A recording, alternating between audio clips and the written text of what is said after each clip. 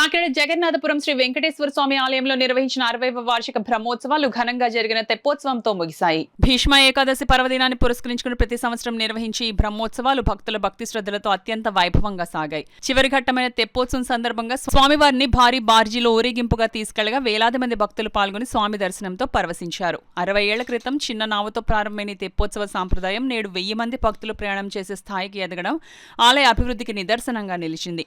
ఈ కార్యక్రమానికి ముఖ్య అతిథిగా హాజరైన కాకినాడ సిటీ ఎమ్మెల్యే వనమాడి కొండబాబు మాట్లాడుతూ గత 60 ఏళ్ల క్రితం పెద్దలు నిర్మించిన ఈ దేవాలయం నేడు దినదిన ప్రవర్ధమానంగా శోభిల్లుతోందన్నారు. స్వామివారి కృపకటాక్షాలతో భక్తులు ప్రజలు సంతోషంగా ఉండాలని ఆకాంక్షించారు. ఆలయ గ్రేడ్ 1 ఈవో సత్యవేణి, ఆలయ ఈవో కమిటీ మెంబర్లు తదితరులు పాల్గొన్నారు. ఈ వార్షిక కళ్యాణ మహోత్సవం సందర్భంగా మహా అన్నదాన కార్యక్రమం కూడా జరుగుతున్నది.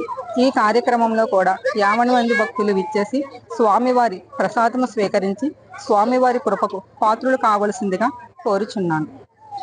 ఈ తెప్పోత్సవ కార్యక్రమంలో ముఖ్యంగా సంగీత, గాన, నృత్య మరియు కేరళ వాయిద్యముతో రణగోణ ధ్వనులతో సంగీత వాయిద్యాలతో ఈ కార్యక్రమం అత్యంత సుందరంగా జరిగి ఉన్నది.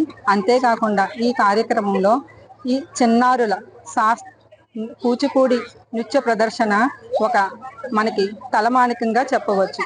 అలాగే ఈ తెప్పోత్సవ కార్యక్రమంలో కోలాటం వాళ్ళు, అలాగే ముఖ్యంగా కేరళ వాయిద్యం కూడా మనం ఏర్పాటు చేయడం జరిగింది. వీరి అందరి సమక్షంలో ఈ తెప్పోత్సవం అత్యంత వైభవంగా జరిగినది. అలాగే కాకుండా ఈ వార్షిక కళ్యాణానికి సంబంధించి ముఖ్యంగా మా ప్రధాన అర్చకులైన కొందూరి రంగాచార్యులు మరియు వారి సోదరుల యొక్క కృషి ఎంతగానో చెప్పవచ్చు.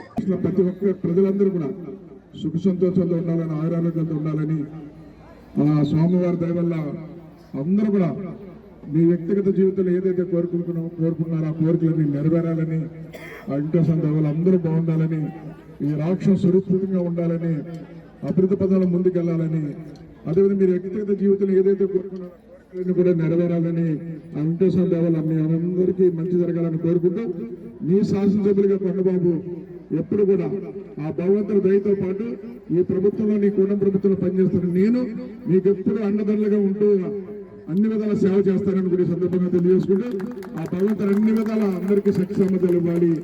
మీకు సేవ చేసి నాకు అదృష్టం ఇచ్చారు. ఈ సేవ కాదు, భవిష్యత్తులో కూడా మీరు ఏదనుకున్నారో అనుకున్నది జరగాలి. ప్రభుత్వ పరంగా ఏదైతే కోరికలు కోరుకున్నారో ఆ కోరికలు నెరవేర్చే దాంట్లో మీ కొండబాబు మీకు ఎప్పుడు అండగా ఉంటారని కూడా సందర్భంగా తెలియజేసుకుని అందుకు కూడా సెలవు తీసుకుంటూ, మరి ముఖ్యంగా ఈ రోజున ఇక్కడ ఉన్నటువంటి ఏదైతే చైర్మన్ గా నియమించామో వెంకటేశ్వర స్వామి మనకి దర్శనమిచ్చాడు, సేవ చేసుకున్నాం. ఆ వెంకటేశ్వర సేవ చేసుకోవడానికి ఏడుకొండల చైర్మన్ అయ్యాడు. ఇక్కడ మనకి ఏడుకొండలు ఇదివరకు కూడా చాలా మంది చైర్మన్ చేశారు. ఏడుకొండలతో పాటు ఇక్కడ ట్రస్ట్ బోర్డు మెంబర్లు చాలా మంది ఉన్నారు. ఇక్కడ ఈ సంవత్సరం చాలా బాగా చేయాలి, మన గతంలో కంటే బాగా చేయాలని పట్టుదలతో పనిచేశారు చైర్మన్ గారు, సభ్యులందరూ కూడా మనస్ఫూర్తిగా అభినందిస్తున్నాను.